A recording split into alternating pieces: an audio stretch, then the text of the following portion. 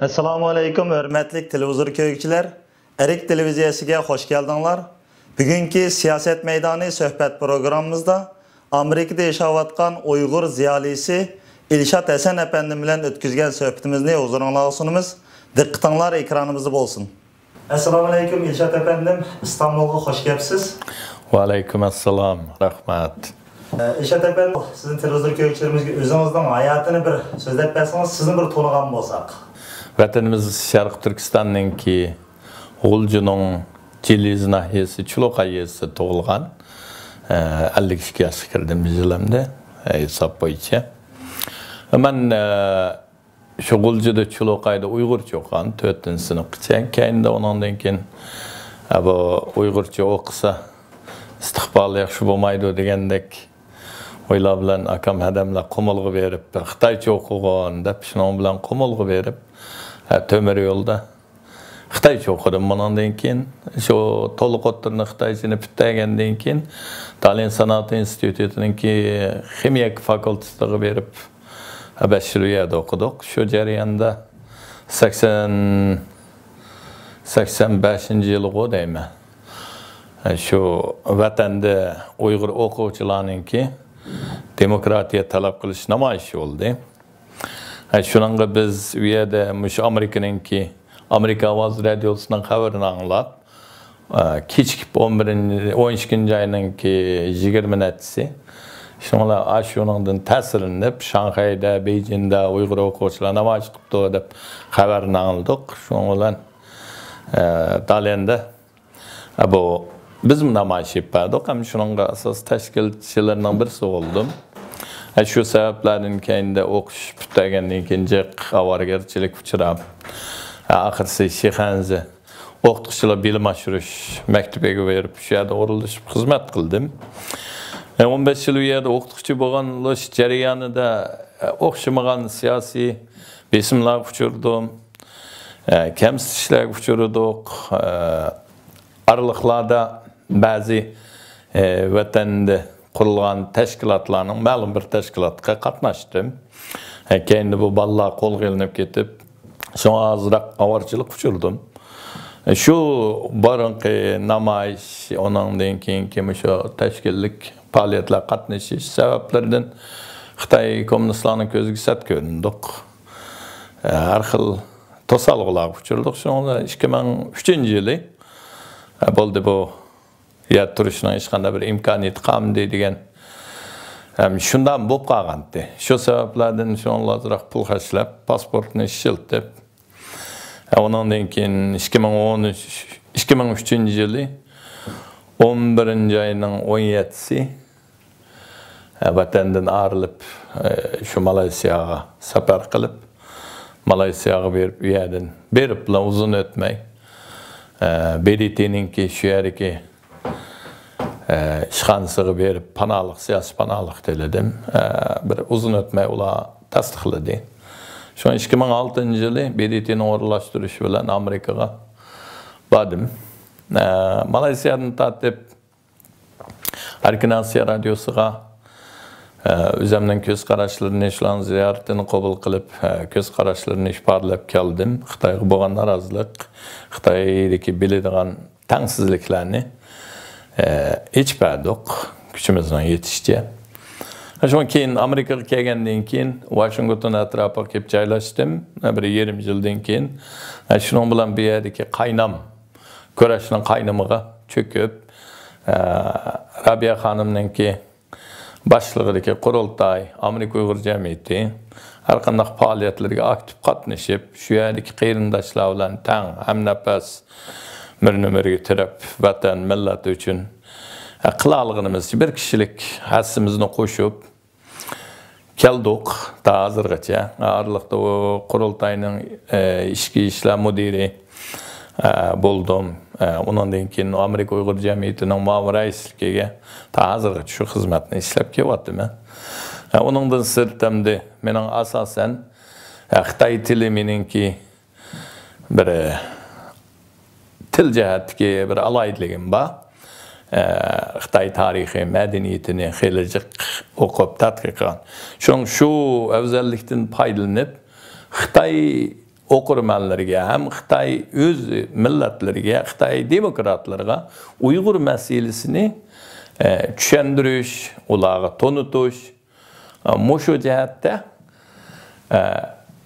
kuchimning yetishicha ishlarni qilib, maqollarni yozib, degandek onundan keyin Xitoylarning o'rinlashtirgan, taklif qilgan har qanday faoliyat yig'inlarga berib, shu yerda Uyg'urning ovozini anglatib, Uyg'urning ahvolini tushuntirib, Uyg'urning ko'z qarashini, nima demoqchi biz, nimani orzu qilamiz, nima uchun bugungi mushu yo'llarda mengyapmiz, mayli chet ellik Uyg'urlar bo'lsin, vatan ichidagi Uyg'urlar bo'lsin, nima uchun mana shunday yo'llarni tanlayapmiz? Şu sebeplerini küçümün bariçe Xitaylarga anıltış. Hem bunun da tirişçilik gösterdi mi? Bu kısaca. İlşat efendim, siz özünüz Malaysiyadan Birleşken Devletler Teşkilatı'na müracaat kılış arkalık Amerika'ya ketkensiz. Bu işler hazır mı devam kıvatamdı? Yani qanday kanundan bo'lgan ish? Yani bizim Uygurlar eğer vatandan çıkıp ma'lum bir devletlerge kelib qoldi. Bular bu Birleşken Devletler Teşkilatı'nın işine qanday müracaat qila oladi? Bunun yo'lini bir so'zlab beremsiz? Bo'ldi. Buni aytib bir yaxshi savol bo'ldi.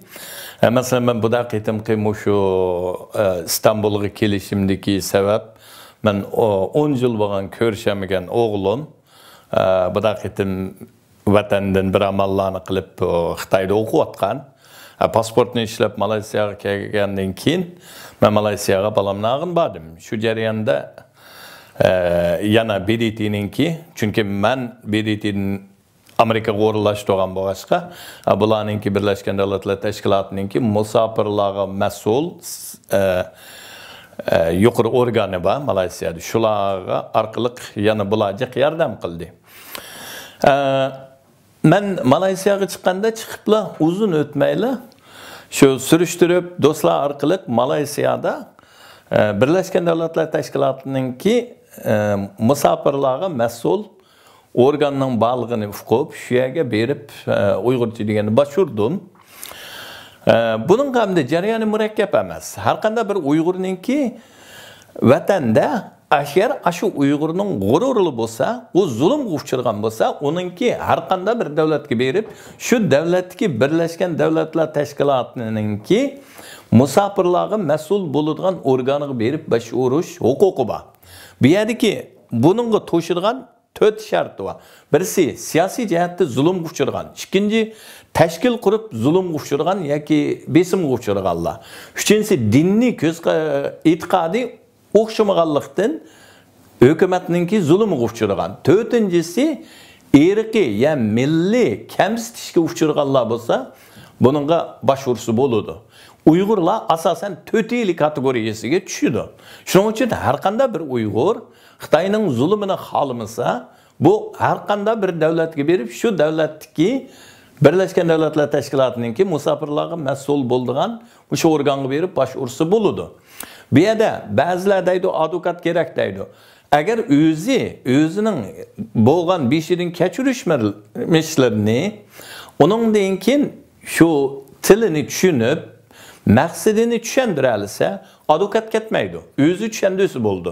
Men Malayziyada advokat ishlatmadim, o'zim berib tushundirdim, tarjimon qabul qildim. Boshqa keyinda hatto tarjimonimni ishlatmadim. Chunki bu boshqa davlatlarda, masalan Malayziyaninki, Xitoylarninki madaniyat, bu jihatlarning Xitoyda bilan bo'lgan farq bo'lganligidan tarjim qilishda hukumninki ochiq tarjim qilishda, aniq tarjim qilishda kamchiliklari bo'ladi ekan. Bu gapni qisqa qilay. Demak, endi shu davlatlardagi har qanday bir davlatga Uyg'ur berib panohlik tilisa bo'ladi. Bu yerda bir qiyinchilik bor. BDTga berib panohlik tilgan vaqtida qachon qayerga boradigan bu aniq bo'lmaydi. Oldi bilan BDTninki sizningki kechirmishlaringizni bir qur tekshiraydi.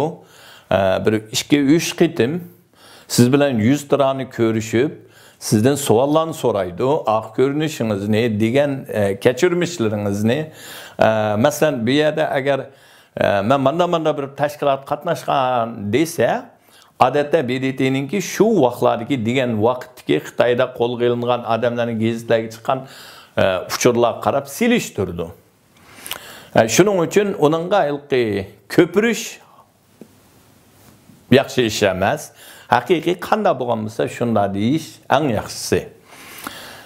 Uningdan keyin bu tekshirish jarayonini o'tgandan keyin odatda qabul qilgan BDT'ninki qo'g'dash ostida degan bir guvohnoma kart berdi.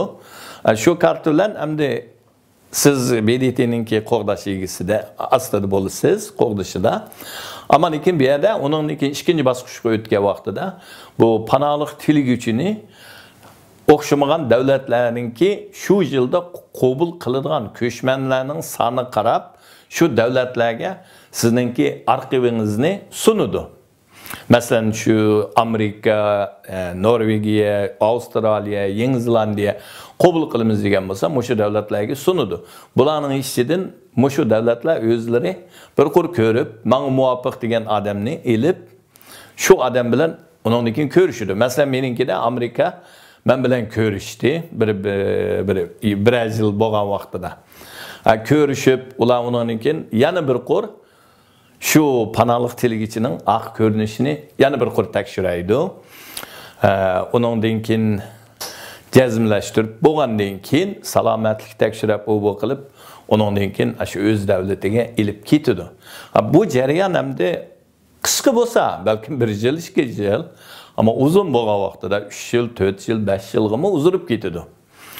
Bu yerda jiq sabablar bor. Uni panohlik tiligichi kontrol qila oladigan sharoitda emas. Endi bunda panohlik tilashda asosan shu qabul qiluvchi davlatningki tekshirish surati, shularning qonun nizomlarininki, to'salg'ulari shularninki belgilimasi bo'yicha ma'lumdi. Shuning ba'zi vaqtlarda uzunroq bo'lib qoldi, ba'zilarda qisqaroq bo'ldi. Meningki 2,5 yilda asosan bitdi. Shuningga bu bir uzun jarayon, ammo buningga nihoyatda savrchanlik bilan saqlash ketdi. Bu endi qisqacha tanishtirsak shunchalik. İnşaat efendim, siz uzun yıldan buyon Amerika'da yaşadınız.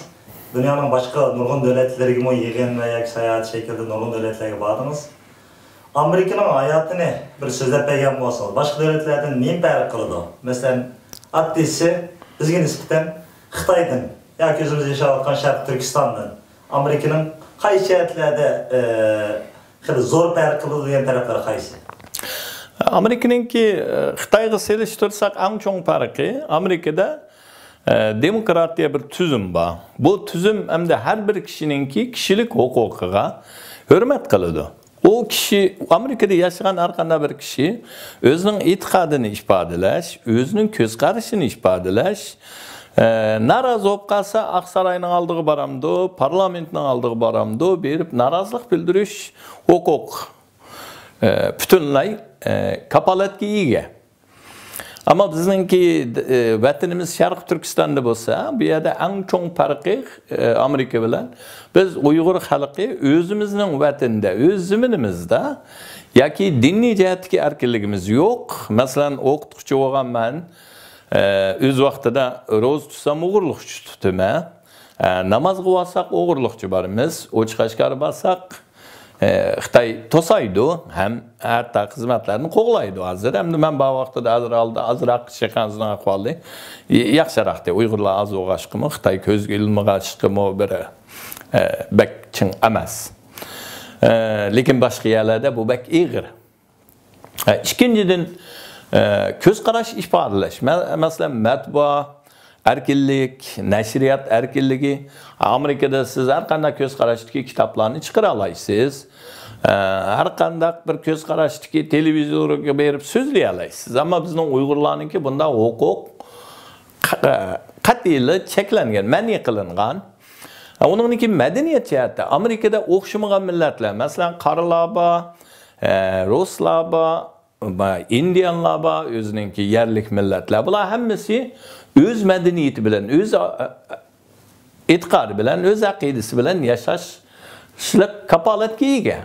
Ammo bizning vatanda biz Uyg'urlar o'z madaniyatimiz bilan, masalan, eng tipiki biz o'z tilimiz bilan muharebe berish huquqimiz ma'ni qilingan.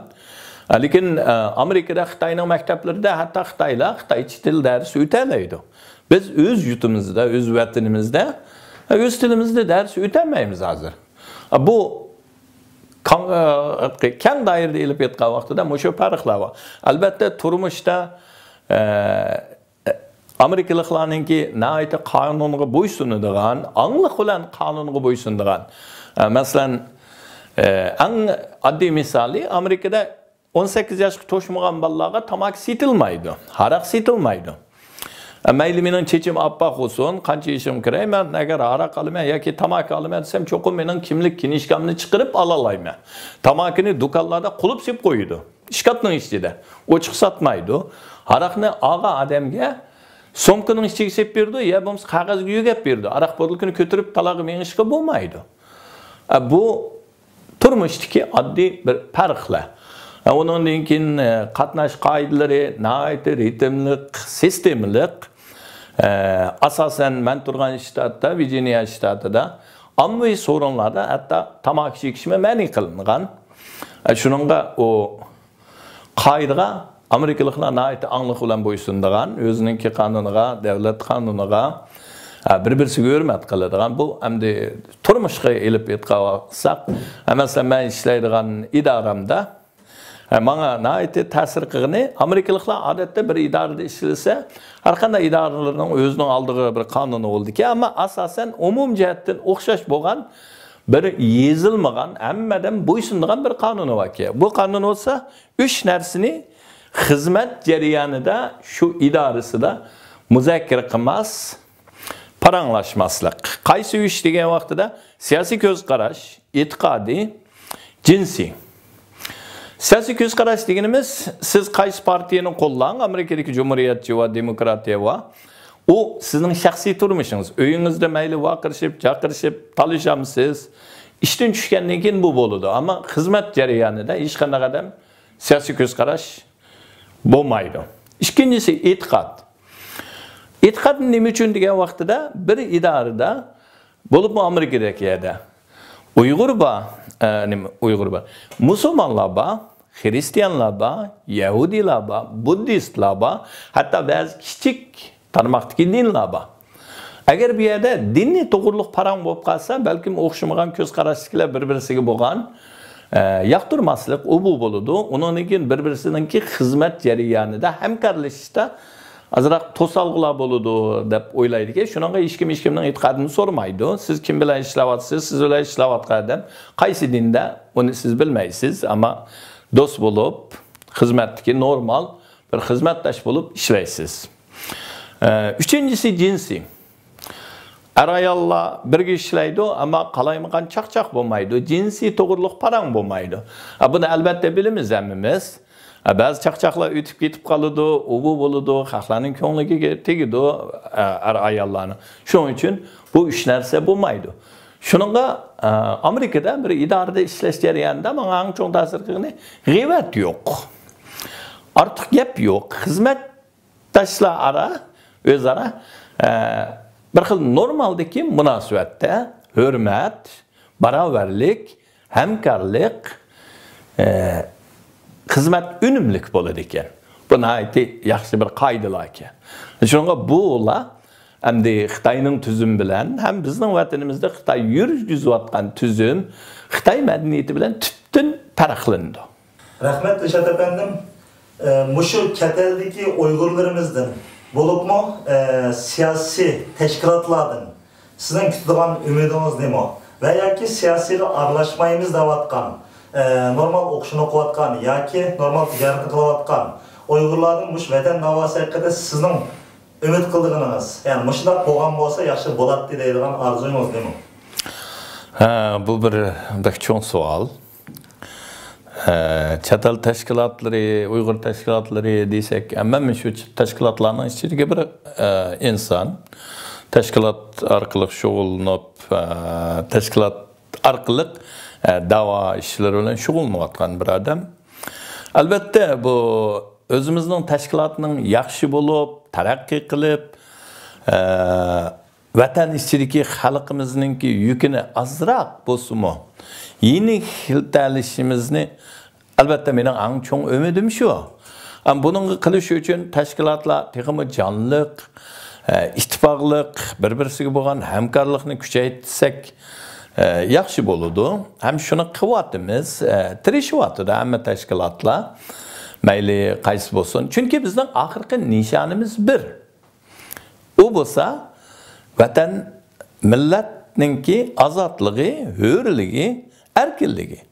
Shuning uchun bu bir nishonni bo'lgandan keyin men ishinaman, har qanday bir tashkilot mayli uningki navbatki shuari qanday bo'lsin, mangan yo'li qaysi bo'lsin, hammamizning oxirgi nishoni bir bo'ldi ekan, ittifoqlashishimiz, bir-birimizga hamkorlashishimiz lozim. Buningda to'g'ri azroq masalalar bor, ammo lekin biz bir-birimizga Uyg'urlar azaldan inoq ittifoq bir millat. Shuning uchun hozirgi bu azroq bo'lgan masalalar Xitoy hokimiyatining o'ynagan o'yinlari, aramizdagi ba'zi bir munofiqlarningki qasddanlik bilan fitna fasod taqitishi mushu sabablardan, ammo buni xalqimizim to'nib yetyapti. Har bir tashkilotning rahbarlari, kishilar, tashkilotchilar hammasi biladi. Shuning uchun buningga hammamiz tang birlikda tirishyapti. Shu orqali bu hal bo'ladi. Bu bir tashkilotlar to'g'riliq desak, uningdan sirt, hozir chet elda haqiqatan siz degandek, nihoyatda jiq yoshlar bor, savdo setiq bilan shug'ullanayotgan cho'nglar bor. Pensiyaga chiqqandan keyin vatanning sharoitidan narozi bo'lganligidan pensiyaga chiqqandan keyin chet ellarga kelib turayotgan Uyg'urlarimiz bor. Bular zo'r bir turkum bo'lib shakllanyapti. Ba'zi davlatlarda jamoat bo'lib, jamiyat bo'lyapti. Ammo bularningki bir turkumlari siyosatga aralashmaymiz deydi. Bu bir Uyg'ur bo'ladi ekan siyosatga aralashmaymiz degan gap bir ahmoqona gap. Chunki har qanday bir Uyg'ur deb o'zini jakarladi, shu zamondan tortib u siyosatning ichida. Bir Uyg'ur agar siyosatga aralashmayman deydi ekan, u ismini ya Zhang ya Wang deb Xitoycha ismga o'zgartirib, o'zining millatini Xitoy degan vaqtida u siyosatdan qutula oladi. Bo'lmasa har qanday bir Uyg'ur o'zini Uyg'ur dedi, Uyg'urcha ism bo'ldi, Uyg'ur tilida so'zlaydi, u cho'qim siyosatning ichida. O mayli qaysi davlatda yashasin, qaysi bulung'ushqoqda yashasin, Xitoy uni qo'ypamaydi, uning bilan birga bo'ladi. Ham uningga tahdid qiladi, uni kontrol qiladi. Bunda hayotninki endi bak bir nim degim yo'q. Qo'rqinchda yashagan odam mangu qulluqda yashaydi. Shuning uchun bularga bizningki shaxsan mening kutadiganim bir Uyg'ur bo'ldi ekansan, agar chet elga chiqib, erkin dunyoda yashayotgan bo'lsang, millating uchun qo'lingdan kelish chiqil. Siyosatga aralashmayman degan gapni qilma. Chunki Uyg'ur bo'lding siyosatning ichida. Buning ichida hozir zo'r turkumda bir yosh o'quvchilar bor. Bu bolalarningki qalbi sabiy bolalar. Ammo bularning hammasi vatanparvar, o'zining millatiga ko'ngil bo'ladigan, kelgusini o'ylaydigan yoshlar. Bularga biz yaxshi yetakchi bo'lishimiz kerak. Burun chiqqanlar, mushu da'voda shug'ullanayotgan tashkilotlarimiz ega bo'lishimiz kerak. Bularga agar bularning ichida bir turkumlari Xitoy muharibida tarbiyalanib, o'z madaniyati, o'z tili, o'zininki nishoni to'g'riliq aniq bo'lmagan bo'lsa, bizning vazifamiz bularni yig'ib, bularga Uyg'ur madaniyati, Uyg'ur tarixi, Uyg'urning e'tiqodi hammani tushuntirib, nima uchun biz mushu kunga qilib qoldik? Nima uchun biz chet elda tashkilotlar vatan da'vosi qilyapmiz? Bu da'vo nadin kelgan? Nima uchun kelib qolgan? Bularni bu yoshlarga tushuntirishimiz kerak. Nihoyat sabrchanlik bilan tushuntirishimiz kerak. Bularning e'tiqodini mustahkamlashtirishimiz kerak. Bularningki ko'z qarashini ro'shan, ham bularning maydonini aniq bir mustahkam bo'ladigan ballar qilib tarbiyalashimiz kerak. Agar biz bu jihatdagi xizmatni yaxshi ishlayolmasak, bizning da'voning kayni uzilib qolish ehtimoli bor. Chunki bu bizning Uyg'ur da'vosi uzun muddat da'vo. Bu bir kunda, 2 kunda hal bo'lgan, 1 yilda, 2 yilda bo'lgan narsa emas. Biz buningga uzun muddatga tayyorlik qilishimiz kerak. Albatta, u uzun muddat deganimiz nayt ijroq deganligimiz emas. Balkim Alloh xolisa nayt yaqin kelgusida bo'lishi mumkin. Ammo biz bolalarimizni, avlodlarimizni tarbiyalaganda buni uzunni ko'zlab turib tarbiyalashimiz kerak. Bularni o'zimizga tortishimiz kerak. Bularni kelgusidagi mushu kurashni qat'iy niyat bilan ib boradigan bizning avangard jangchilarimiz qilib tarbiyalab yetishtirishimiz kerak. Shuningga bu chet eldagi bu da'voda birinchi tashkilotchilikni kuchaytirishimiz kerak. Ikkinchidan mushu yoshlarning xizmatiga intayin ahamiyat berib, bularni tashkillab bir yerga akilishimiz kerak. Rahmat Dilshod efendim. Amerikadagi Uyg'urlarning hayoti yoki Uyg'urlarning siyosati, masalan 2007-yilning 5-dan keyin hamma yerda ko'p o'zgarish bo'ldi deyapmiz. Uyg'urlar siyosiy amniyatdan Amerikada yani bir qadar o'zgarishlar bo'ldimi? Siyosiy da'vo siz uchun qayerdan qayerga ketib bordi Amerikadagi hayot? Amerikadagi siyosiy Uyg'urlarning siyosiy hayoti naiti tez taraqqiyot bilan mengyapti. Bo'libmi 2009-yildagi iyul voqeasi men deyman, bu tarix bo'lgichi bir voqea. Biz Uyg'urlarning da'vosi uning oldida xalqaro dunyoga tonutish, dunyoga anglatish bo'lgan bo'lsa, iyul voqeasi bilan butun dunyoning bilishga tegishli kishilar Uyg'ur masalasini asosan bilib yetdi, tonib yetdi, angladi. Buningdan keyingi masala nima deganda, Uyg'ur masalasini qanday qilib hal qila olamiz? Qaysi usul bilan eng az qon to'kib bu masalani hal qilgani bo'ladi degan mushuning ustida o'y izdinish ham mushu yo'lni tepib, bu yo'lda bu masalani hal qilishga menish. Buningda Amerika dunyo siyosatining belgiligich xalqlik rol o'ynaydigan bir davlat bo'lganligidan Uyg'ur masalasidimi nihoyatda zo'r rol o'ynaydi ham ta'siri bor. Shuning uchun bu yerdagi Amerikadagi Uyg'urlar siyosiy jihatdan yetilib chiqqan bir turkum ziyolilarimiz bor, aktiv faoliyatchilarimiz bor. Rabiya xonim boshliq. Bularningki bu yetakchiligida ham bularningki tirishchanligi, ishlagan xizmatlar jarayonida hozir mana degan vaqtida biz Amerikaningki Xitoy bilan bo'lgan munosabati, tashqi ishlar munosabatida, iqtisodiy, kishilik huquq hamma jihatda ta'sir ko'rsatiladigan darajaga yetdik.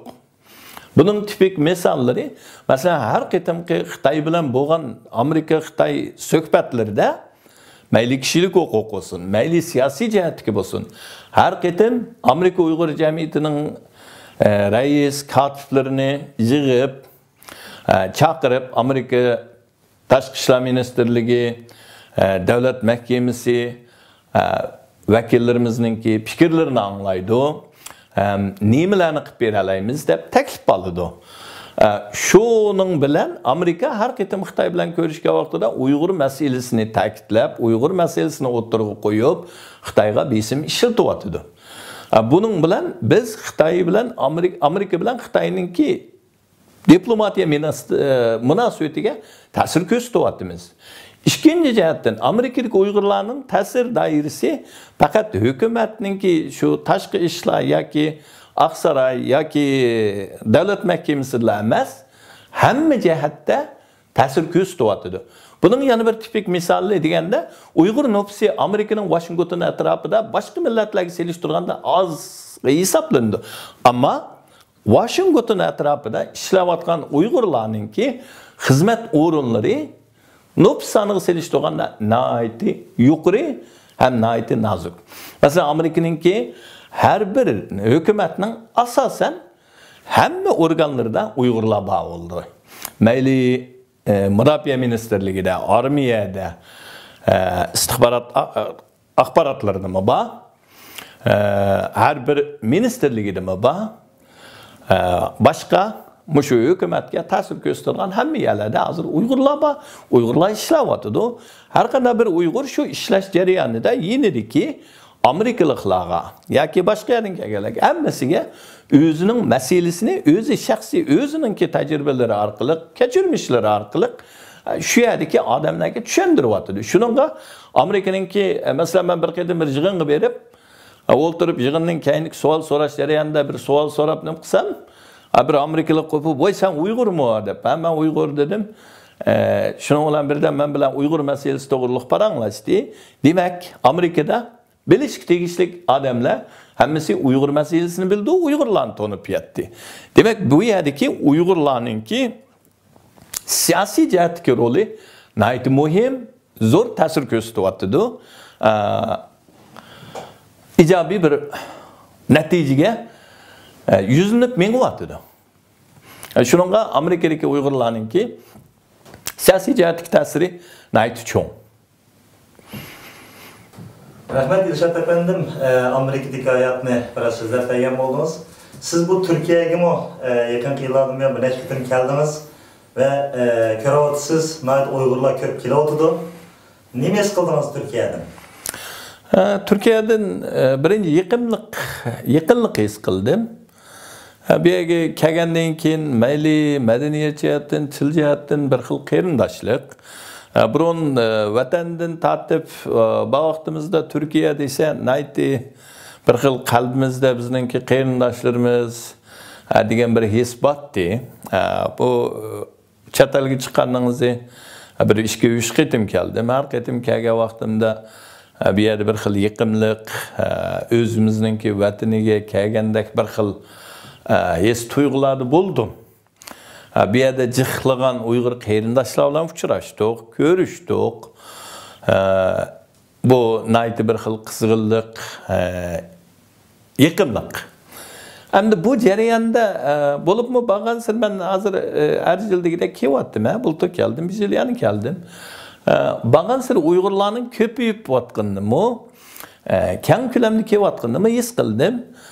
Buning bilan hamda azroq bir qo'shib etsam, bu yerda Amerikaga shunday bo'lyapti. Bo'libmi 2009-yili 5-iyul voqeasidan keyin Uyg'urlar keng ko'lamda chiqyapti chet elga har xil usullar bilan. Bu kelgan Uyg'urlarningki zo'r bir turkumi yosh bolalar, o'quvchi bolalar yoki boshqa bir sebeplerden çıkarlar. Bu sebep degeni hem de zulümlerge çidamay, kemsizliklerge çidamay, boldular dep çıkarlar ba.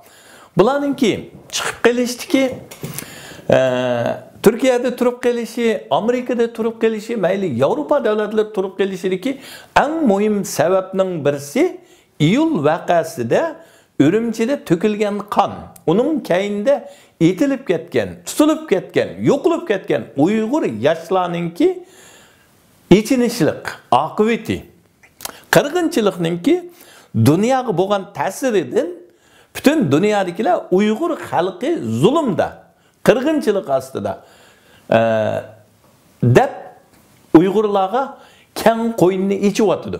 Buning ichida eng cho'ng oshgan Turkiya.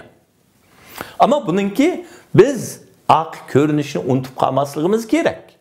Bu yerdagi aq ko'rinish nima deganda Türkiye hükümeti.